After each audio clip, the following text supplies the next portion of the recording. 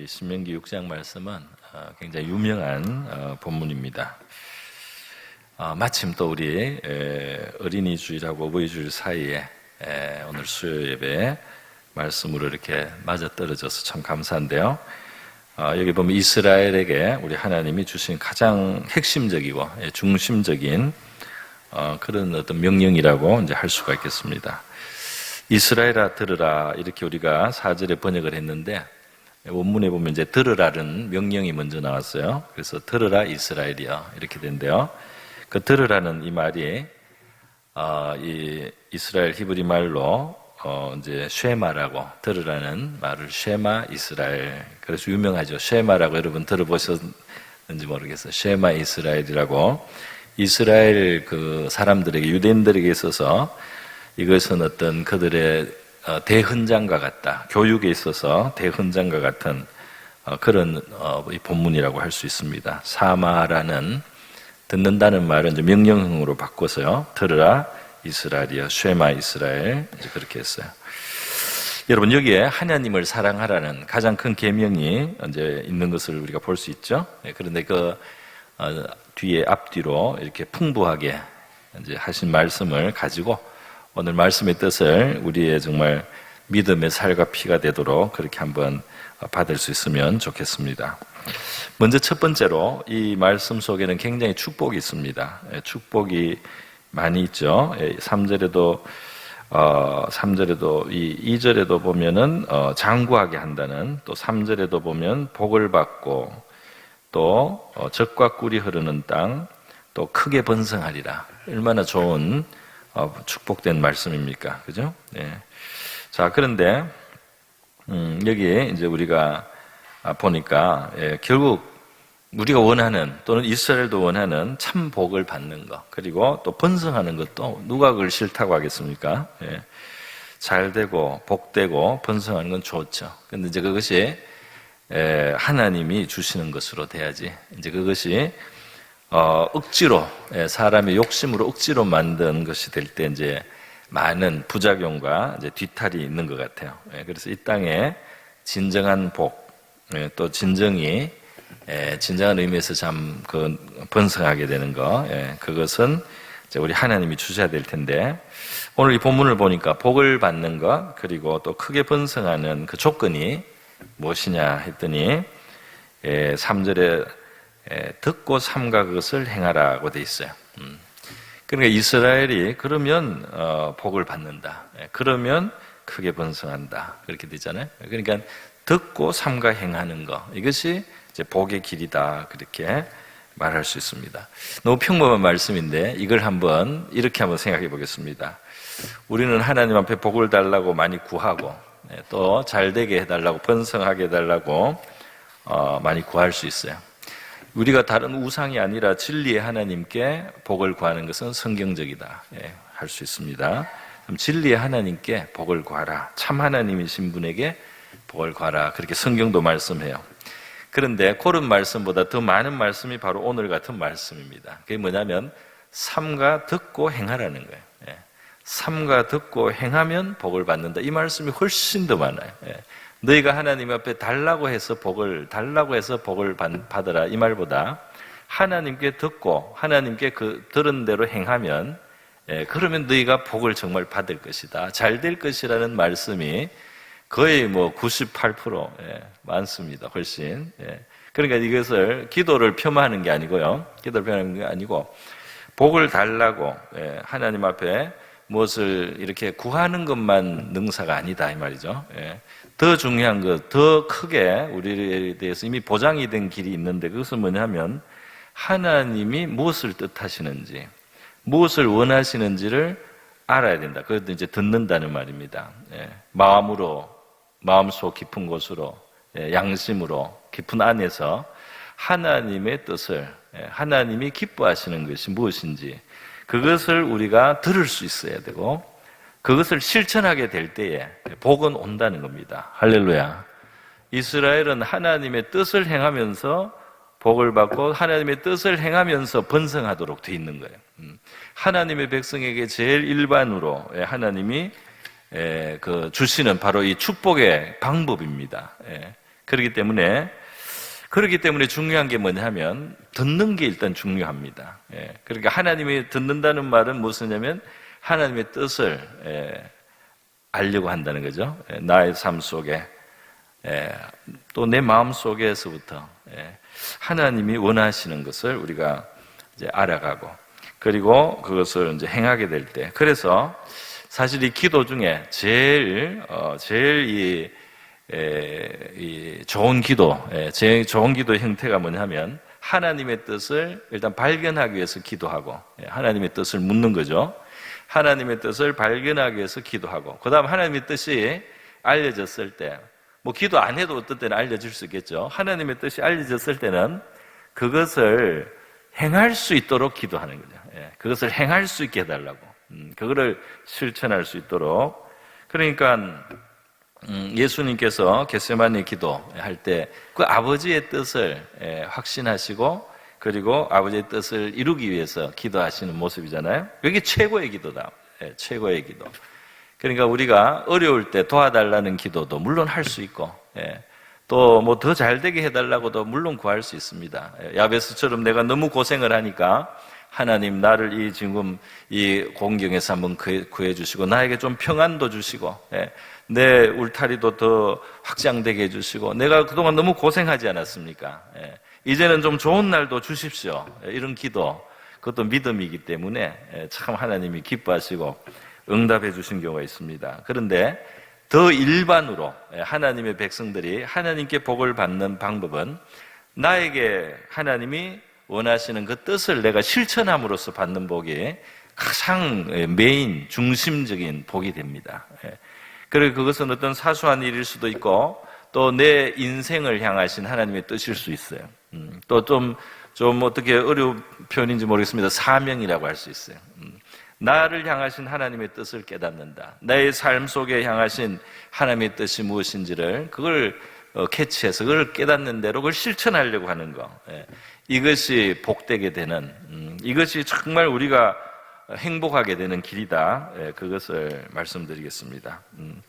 여러분, 이 본문은 지금 사실 이 신명기라는 말씀 전체 자체가 과거에 40년 전에 호렙산에서 이스라엘 백성들, 그 신의 산이라고도 하죠. 거기에서 이제 하나님이 강림하시고 율법을 주셨던 것을 지금 모세가 광야 40년을 지내고 나서 이 백성들에게 그 상기시키면서 복습을 다 시켜주면서 그러면서 이제 이 하나님의 율법을 다시 한번 새기고 이제 그 약속의 땅에 들어가려고 하는 거예요. 왜냐하면 약속의 땅이 물론 좋은 땅입니다. 이제 그걸 가면 얻게 되는데 약속의 땅이 아무리 좋지만 그 약속의 땅이 젖과 꿀이 흐르는 좋은 땅이지만 그것이 정말 젖과 꿀이 흐르는 땅으로 하나님의 백성들에게 계속 누려지기 위해서는 이 백성들은 바로 하나님이 자기들을 향하여 주시는 하나님의 뜻, 바로 그 하나님의 말씀을 들어야 되고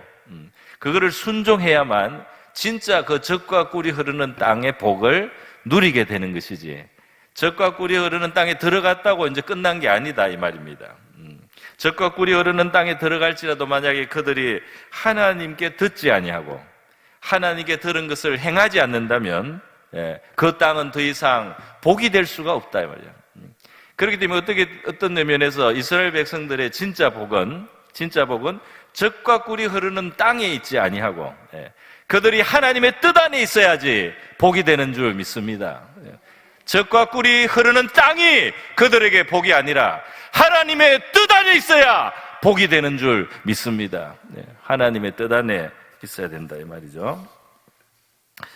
그래서 하나님이 지금 이 모세를 통해서 말씀을 주신 바로 앞에 5장에 보면 그 출애굽을 하고 나서 얼마 안 돼서 이 시내산 호렙산에 도착해서 말씀을 하나님 주는데 십계명을 전해 주실 때 하나님이 직접 하늘에서 주셨어요. 그러니까 얼마나 큰 소리, 우레 같은 소리로 십계명을 주시는데 백성들이 그냥 너무 무서워서 그게 소리가 크고 우렁차고 장엄하니까 두려움을 느꼈어요. 그러나 하나님은 백성들이 그렇게 하나님을 경외하는 마음으로 하라고 하면서 동시에 백성들이 너무 말씀이 무섭다 그러니까 이제 모세가 대신해서 하나님 뜻을 전해주면 좋겠다. 그러니까 하나님이 그걸 청을 받아줬어요. 그래서 사람을 통해서 이제 주시겠다. 그래서 이제 하나님이 바로 직격으로 그렇게 아주 어마어마한 음성으로 친음성으로 이제 주시지 않고 이 백성들에게 받아주시면서 이제 주시는 겁니다. 그러면서 지금 이게 바로 이제 주시는 제일 핵심으로 지금 6장에서 이게 처음 나오는 거예요. 여러분, 하나님의 말씀을 듣는다. 정말 나는 들으려고 하는가? 듣기 위해서 시간을 또 좀 생각도 해보고, 하나님의 뜻은 무엇일까? 양심에 손을 얹고 가슴에 손을 얹고 나를 향하신 하나님의 뜻은 무엇일까? 그게 단기간의 것이든 좀 장기간의 것이든 정말 하나님은 무엇을 원하실까? 우리가 한번 가슴에 손을 얹고 우리 마음속에 하나님이 하시는 나는 너에게 이것을 원하노라 하는 그 말씀을 들을 수 있기를 바랍니다. 들을 수 있기를 바라요. 자, 두 번째로 오늘 이 말씀에서 생각해 보는 것은 이것입니다. 이제 그 뒤에 넘어가면 너는 마음을 다하고 뜻을 다하고 힘을 다해 내 하나님 여호와를 사랑하라 그러죠. 그러면서 사랑하라 오늘 내가 내게 명하는 이 말씀을 내 마음에 새기고라는 게 나옵니다. 그러니까 가장 큰 하나님 뜻은 우리가 하나님을 사랑하는 거다. 이것이 이제 크고 첫째 되는 계명이라고 예수님 말씀했잖아요. 물론 이것이 이제 죄인들에게 쉬운 일이 아닐 수 있습니다. 죄인들은 하나님을 이렇게 불편해하는 마음이 있어서 하나님이 없었으면 하는 마음까지 있어요. 하나님이 없었으면 하는 마음이 너무 커서 하나님이 없다는 그런 생각까지 한다. 그런데 그 하나님을 이게 사랑하게 된다는 건 벌써 하나님을 경험하고 알아서 하나님을 이제 제대로 알기 때문에 제대로 알면은 사랑할 만한 하나님이죠. 제대로 우리가 하나님을 알 수만 있다면 하나님은 사랑받으십니다. 할렐루야. 하나님을 사랑하지 않는 건 하나님이 잘 모르고 마귀가 사탄이 뱀을 통해서 그랬죠. 하나님 나쁘다고. 하나님 나쁜 분이라 그죠? 아주 이기적이고 너의 최선을 구하지 않는 분. 그러니까 그분을 뜻을 어긋나야지 네가 더 행복해진다. 너가 더 온전해진다. 이런 식으로 이제 마귀가 속인 건데 사람이 그 독잔을 마시고 나서 그 거짓말을 마시고 나서 마음에 이 오염이 돼가지고 그게 이제 죄인의 기질 속에 계속 흐릅니다. 그래서 이게 하나님이 정말 좋으신 분이라는 걸 인간의 마음이 잘 모르고 하나님이 정말 얼마나 그 사랑할 만한 우리가 사랑할 수 있는 분인지 모른다 이 말이죠. 그러니까 우리를 정말 위한 최선의 그 사랑의 존재이신 그 하나님을 우리가 제대로 안다면 그 하나님을 사랑할 수가 있게 되고, 그래서 사랑하는 게 어렵지 않을 텐데, 우리가 이제 어두워졌어요. 그렇기 때문에 이 구원의 경험이 필요하죠. 이스라엘 백성들이 애굽에서 그 종살이하고 고생을 하다가 이제 노임을 받잖아요.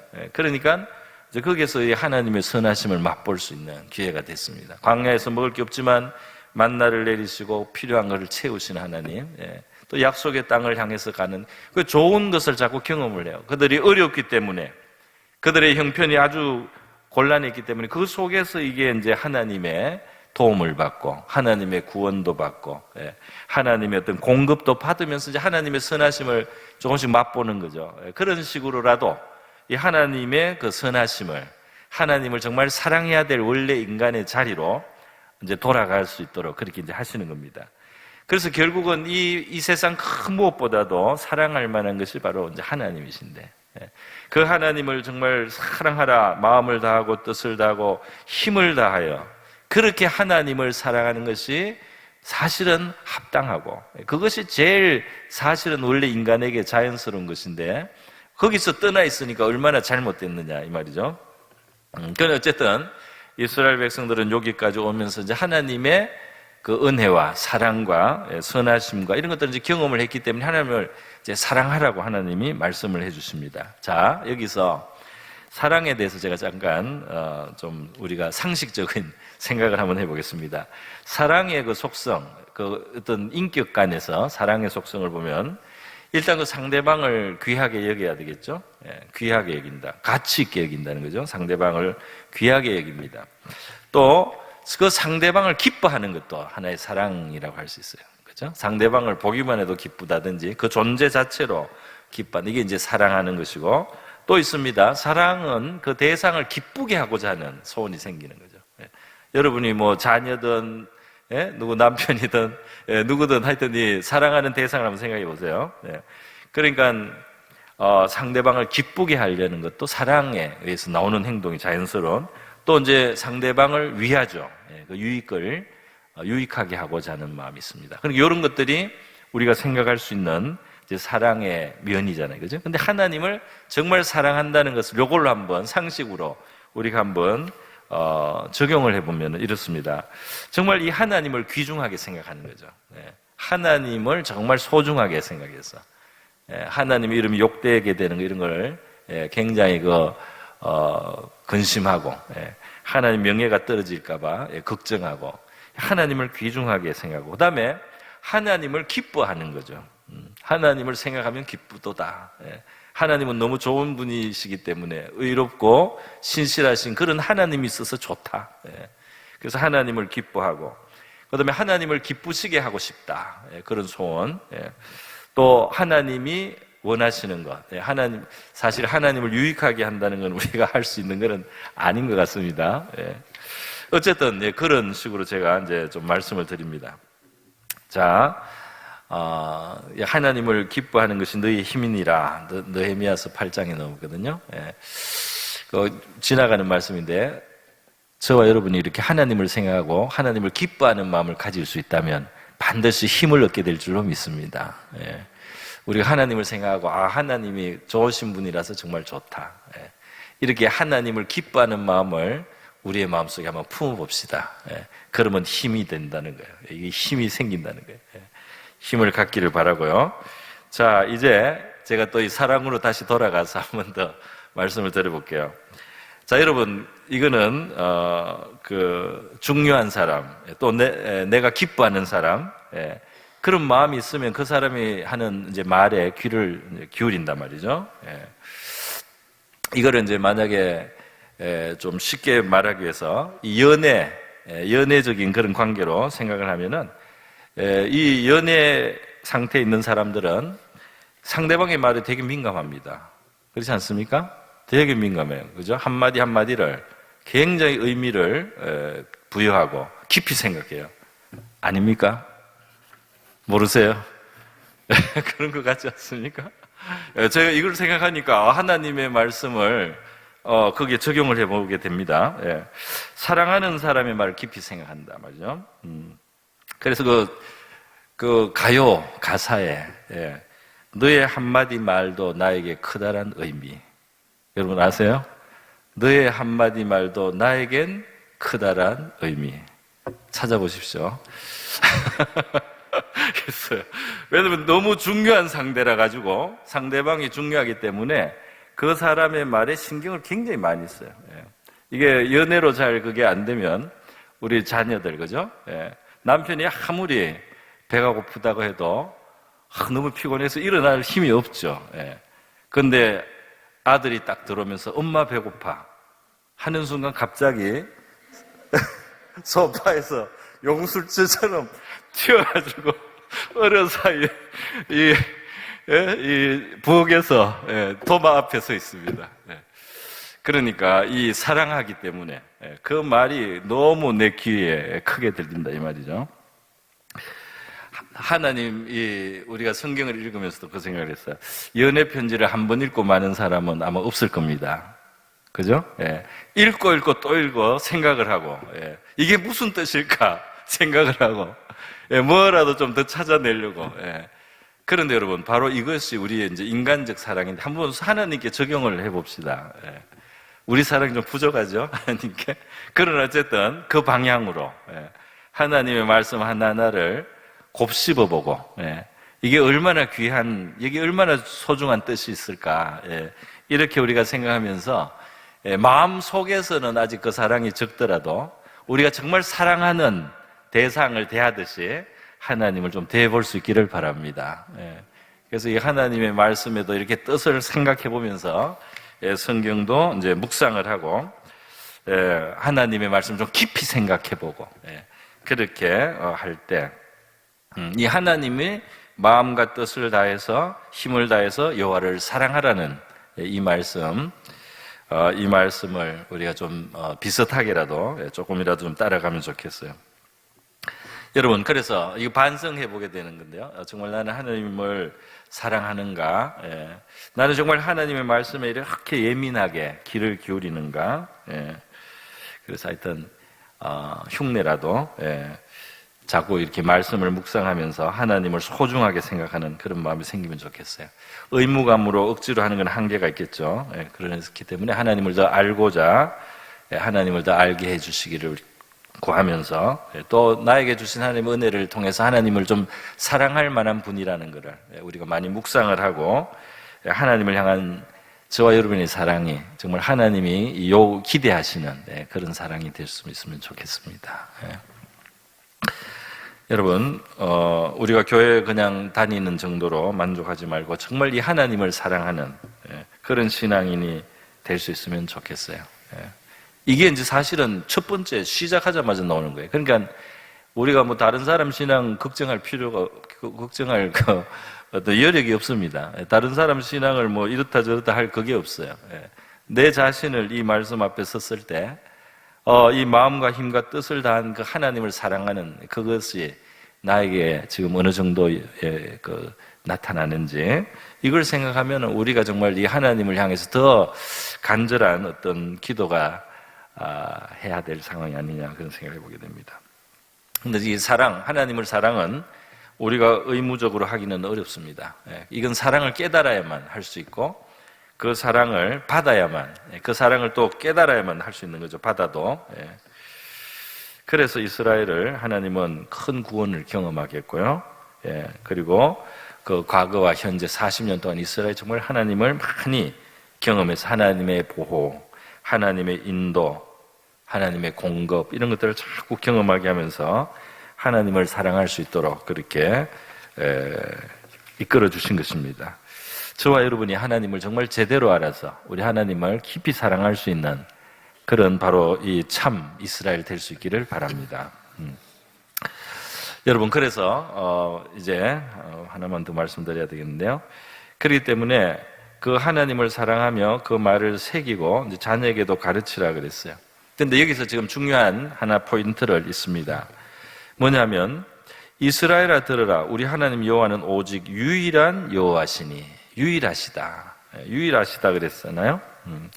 유일한 것을 강조했습니다. 그러면서 하나님을 사랑하라고 그랬어요. 우리가 보통 하나님, 신 이렇게 하면요, 이제 그 뜻은 바로 이제 절대적인 존재입니다. 잡신이 아니고 참 하나님이라고 했을 때는 절대자라는 거예요. 절대자는 나의 운명을 좌우합니다. 정말 뭐 옛날 표현에 부처님 손바닥이라는 그 표현 있잖아요. 그 사람들도 뭐 어쨌든 비슷한 그런 표현을 썼는데요. 우리가 결국 동으로 튀고 서로 튀고 남으로 튀고 북으로 아무리 튀어도 그 손을 벗어날 수 없는 절대적인 존재, 그분이 하나님이다. 어디 하나님을 피할 수 있다고 생각하고 나무 뒤로 숨고, 어디 하나님을 피할 수 있다고 생각하고 어디 가서 눈을 감고 있으면, 그게 배 밑창에 들어가서 잠을 자고 있으면 그 하나님을 피할 수 있느냐 말이에요. 하나님은 그 절대적인 존재시다 말이에요. 그분이 기륭화복을 결정하면, 그분의 허락이 없으면 참새 한 마리도, 그분이 떨어지라고 하면 떨어지는 것이고, 그분이 떨어지지 않게 하시기로 작정하면 제 아무리 날고 기는 포수라도, 제 아무리 눈이 밝은 매라도 이 참새를 잡을 수가 없게 됩니다. 내 영혼이 사냥꾼의 올무를 벗어나는 새처럼 벗어났도다. 할렐루야. 하나님이 그 허락을 안 하면 안 잡혀요. 하나님이 허락을 안 하면 안 잡힙니다. 모든 것을 다 준비한 것 같아도 오늘 밤에 내 영혼을 거두리라. 그게 무슨 소용이 있습니까? 그렇기 때문에 바로 절대적인 바로 그분, 내 삶의 모든 것이 질과 만족과 내 운명이, 이 생과 내 생이 결정되는 바로 그 주권을 가지신 하나님, 그분은 한 분이다 이 말이에요. 그렇기 때문에 그 하나님이 아닌 다른 것은 참신이 아니기 때문에 다른 신을 섬기지 말라고 지금 10절에서 15절까지 다른 신을 섬기지 말라는 말씀을 많이 했죠. 그죠? 너희들이 좀 괜찮아졌을 때 하나님이 복을 주는 사이에 너희도 모르게 어느 사이에 다른 신을 오히려 섬길 위험이 있다. 그렇게 말하면서 신은, 참 하나님은 여호와 하나님 한 분이시다. 이거를 이제 강조를 했습니다. 저는 이 말씀을 읽고 생각할 때 이 예레미야 말씀이 생각났어요. 이스라엘이 왜 패배했느냐? 왜 그들이 예레미야 시대에 나라가 망하는 불행을 이제 겪느냐 말이죠. 그랬더니 예레미야 초창에 바로 하나님 말씀했어요. 하나님을 버리는 것은 생수의 근원을 버리는 것 같다. 그리고 너들이 지금 하는 신경 쓰는 그거는 물이 터져서 담지 못하는 웅덩이를 너들이 만드는 그런 행동을 하고 있다는 거예요. 이스라엘 백성들은 생수의 근원이신 바로 그 하나님이 있어야지 그들은 언제나 목을 적실 수가 있고 그들이 살 수가 있는데, 생수의 근원이신 이 하나님을 버린 것이 첫 번째 악이고, 그리고는 그 하나님 대신 다른 스스로 판 웅덩이, 그래서 그 웅덩이는 결국 물을 담아둘 수도 없는 터진 웅덩이밖에 안 되는데 너들이 그렇게 하고 있다. 이렇게 하나님이 두 가지 어리석고 또 악한 일을 라고 말씀을 이제 하신 것이 있습니다.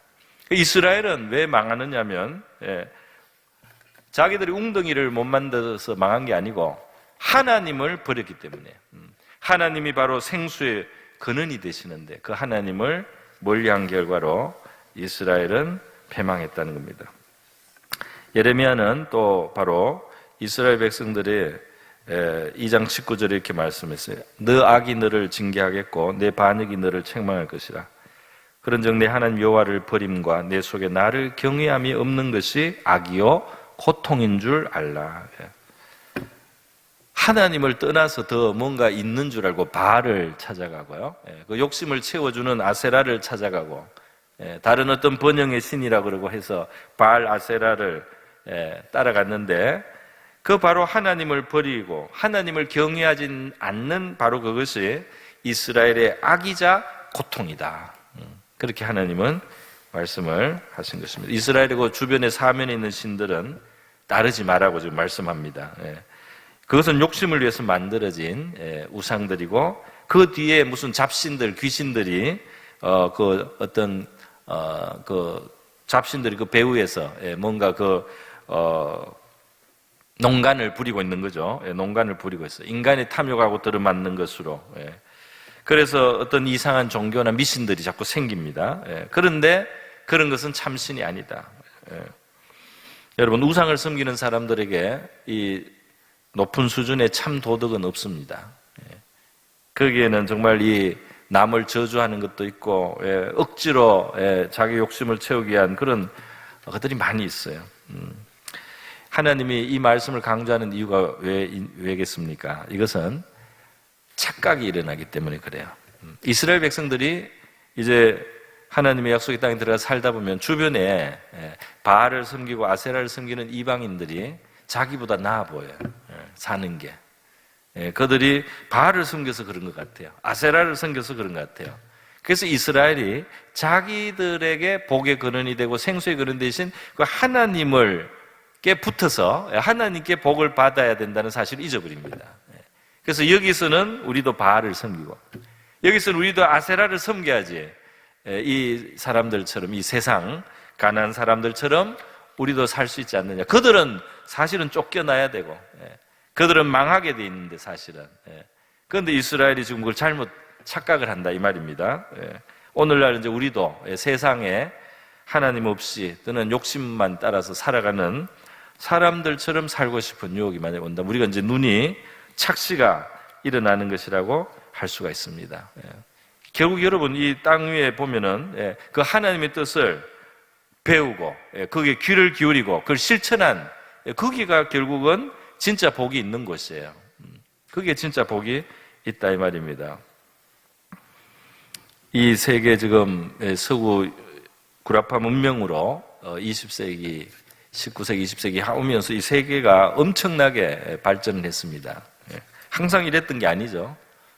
먹지 못해서도 인구가 이만큼 될 수가 없었고, 병을 치료하지 못해서도 인구가 이렇게 못했어요. 근데 이것이 엄청난 복을 받아서 지금 근 한 1, 200년 사이에 이 인류가 엄청나게 이만큼 증가할 만큼 복이 퍼졌는데 그 유럽 구라파 문명의 그 안에 있는 그 정신이 뭡니까? 바로 기독교 신앙이에요. 할렐루야. 기독교 신앙입니다. 거기에 관공서 큰 집마다 예배당이 다 있어요. 관공서 큰 집, 대저택에 가면 이 교회가 집안에 있습니다. 채플이라고 하는 게 바로 그거예요. 학교에도 있고 관공서에도 있고 좀 크게 지은 집에는 예배실이 있어요. 아주 아름답게 예배실을 만들어요. 그러면 그 예배실은 뭐 하냐?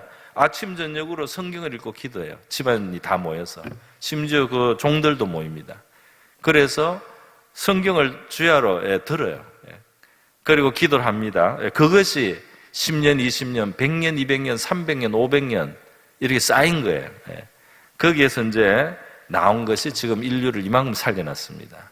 거기에 공정함이 있어요. 그 사람들 정신 속에, 그 가치 속에 귀한 것들이 많이 있습니다. 그것이 오늘 이 세계를 이만큼 살만하게 해서 지금 오늘도 제가 어떤 그 선교지에 있는 분들 만났습니다. 우리 선교사님들 만났는데 아무리 원조를 해줘도 혜택이 안 돌아가요. 바깥에서 아무리 원조를 해줘도 부정부패가 심해가지고 부패하다 이 말이에요. 그리고 온갖 악한 일들이 너무 많아요. 그들이 정말 물질적으로만 어두운 게 아닙니다. 가난한 게 아니에요. 그런 세계의 어두운 곳에 도덕적인 또 그 안에 영적인 깊은 문제들이 있는 거예요. 그것이 해결돼야 된다 이 말입니다. 그들이 참신을 섬기지 않기 때문에 참신에게로 돌아와야만 살 길이 있는 줄 믿습니다. 참 하나님을 섬기는 것이 환하게 되고 밝아지고 정말 따뜻하게 되고 아름답게 되는 줄 믿습니다. 오늘 우리 바로 이 쉐마 이스라엘이여 들으라 하는 우리 하나님의 말씀을 통해서 생각해 보았습니다. 우리가 이 말씀을 가지고 한번 기도 또 하도록 하겠습니다.